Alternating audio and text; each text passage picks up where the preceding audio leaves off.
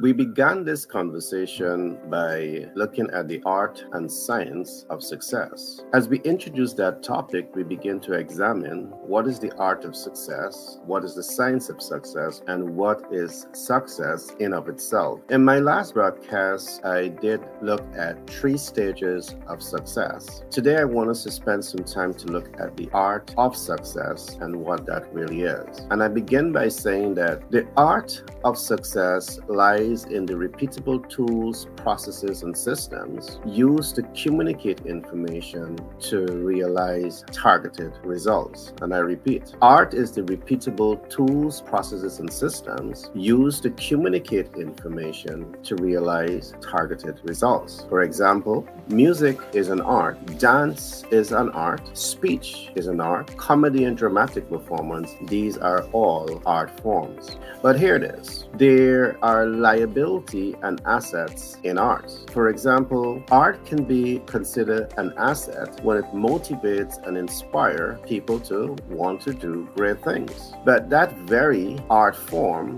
whether it be music, dance, speech, comedy, or dramatic performance, when it is used to undermine productivity, it becomes now a liability. And think about this. You're spending the entire day listening to dramatic performance and comedy and speech, and it's undermining your productive ability. Is that really helping you? That definitely is a liability. Now, I want to also give an unusual example of what is art. Money is, in of itself, is an art. Why? Because graphic design is put into money. And for you to know, distinguish between $100 and $500, it is the artwork that is imprinted on that design that really helps you to make that distinction. But money is also both an asset and a liability, and I will explain this. Money is an asset when it is leveraged as an income multiplier. That means that you're able to take money and put money into income producing asset. It's become an asset then. But money is a liability when it is leveraged as a debt multiplier, and this is where you have capital flight instead of capital gain. So instead of you're able to take money